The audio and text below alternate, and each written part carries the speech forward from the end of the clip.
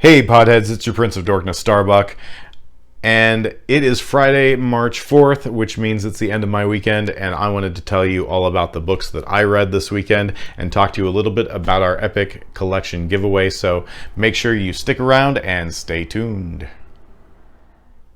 Hey Podheads, welcome back. I'm your Prince of Dorkness Starbuck, and today we're going to talk about the books, I should say the day off reading comics I had, because it's kind of like dork.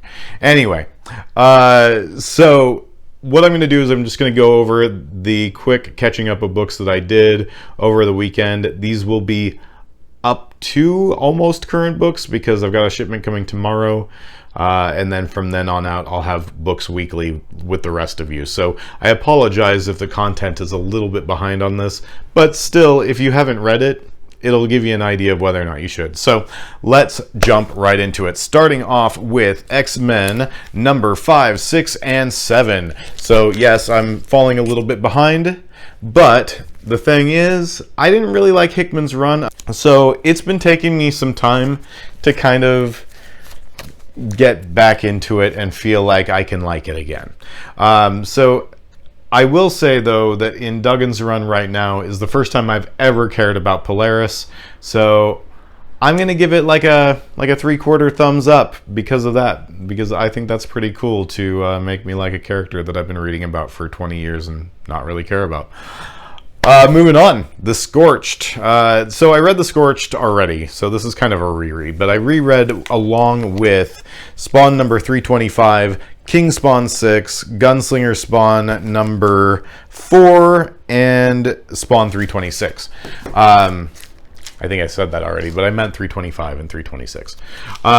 These books, I wanted to find out if I would enjoy The Scorched any more had I also read the previous, issue of Spawn right before, and the Gunslinger and King Spawn and that kind of thing.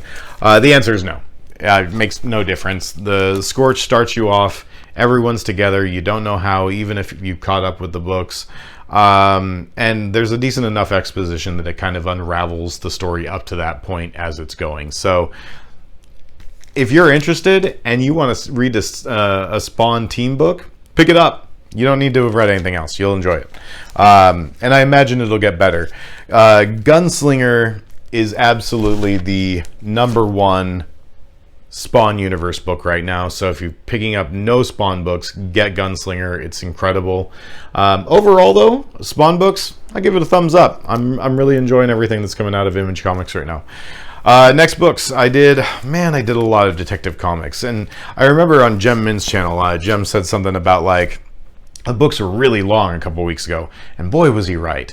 I read over the weekend, I read other books that aren't in the stack here, but these Detective Comics, man, these are coming out weekly. So yeah, I read 5-6 weeks of them at 48 some pages a piece. I felt like that was like reading an entire trade today of Detective Comics, and I feel like apart from look at these Lee Bermejo covers. I don't know if you guys can see this with the glare, but like the Joker just stabbing his way through Arkham, just incredible. You got Harley flying in the background there, like, oh, so good. And there's so many of them too. Like, look at these covers. Like, these are some of my favorite covers that I've seen since I don't know, Glenn Fabry, I think.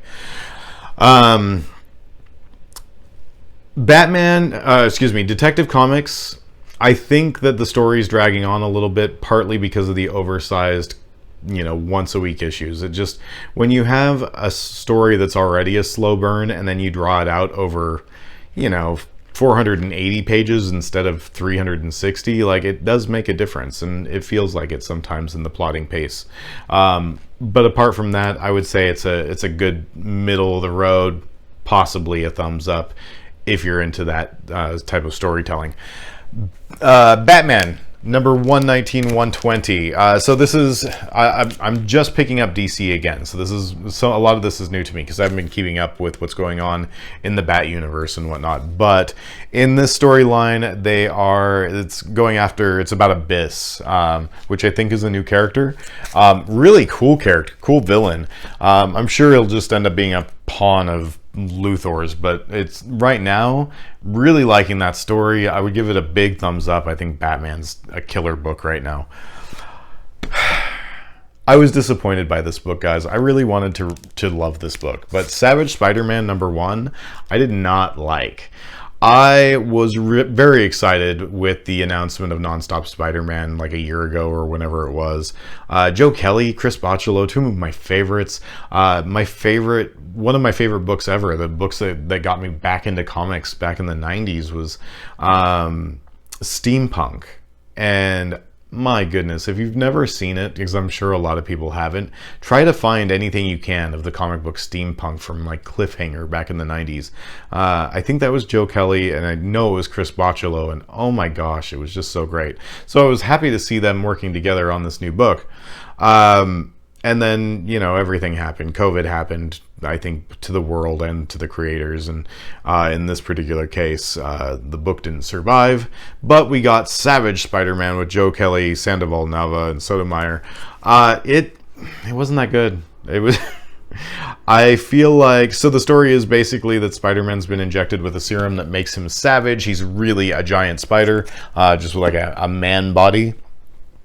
He's on an island with Baron Zemo, and Zemo's trying to escape, and Spider-Man's just trying to kill everything that has a heart. So it's weird. You might like it, but it wasn't for me. Now we're into my books of the week. These are my 3 favorite books that I read this week, in no particular order. The Incredible Hulk, #3. This is Otley and... I'll remember later. Hit me up in the comments. Say something to me, guys. Incredible Hulk #3. I haven't liked the first couple issues, and I didn't really know where it was kind of going to go. And I thought that, you know, after Ewing's run on Immortal Hulk, anything that you put out is going to be a suicide run. But they proved me wrong. Third issue, they got me hooked. I've got a real piqued interest in knowing what's going to happen moving forward. This was a great book. Absolutely check it out. Coming up next, I read Ant #1 and 2. So this has sat on the now empty spinner rack for 2 months, and it was mostly because I didn't think I was going to like it. The 3rd issue is coming out, I think, next week or the week after, and so I wanted to get caught up and decide whether or not I wanted to keep getting it. Here's the thing. I think Erik Larson does some things very well. I can't describe or put into words what those things are, but in some books, I really like his work, and other books, not so much.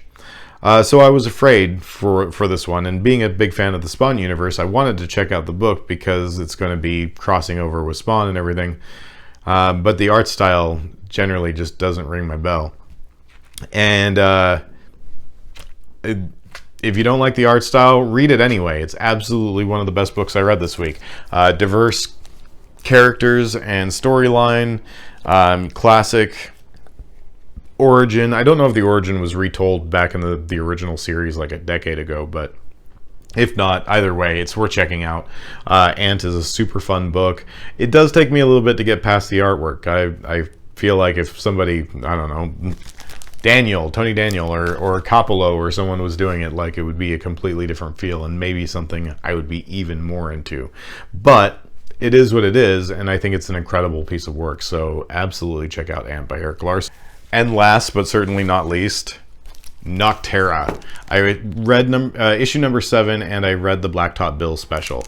If you're not reading Nocterra already, you're missing out. Go pick up the first trade paperback, pick up the Blacktop Bill special, issue #7, and start reading, because they are absolutely that good. I mean, we're talking Snyder on Batman good, but in his own universe, his own world, with his own characters. It is wonderful. And Tony Daniel, I mean, you know him from Batman, you know him from Spawn, like, you love his artwork, you love Snyder's writing. Why aren't you reading this? I don't even need to say anymore. But post-apocalyptic, total nighttime always. Humans stay in the night long enough, they turn into big bad beasties that will then eat the rest of the humans.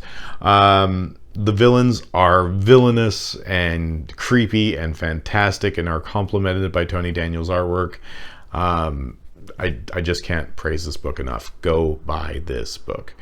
Anyway, that's what I read this weekend, guys. Please, like I said, comment below. Let me know what you're loving, because I want to pick up what you're picking up. And I want you to know if you're picking up what I'm putting down. So comment below, like, give that subscribe a big, big pow pow, and let's go play some Triangle Strategy. Peace.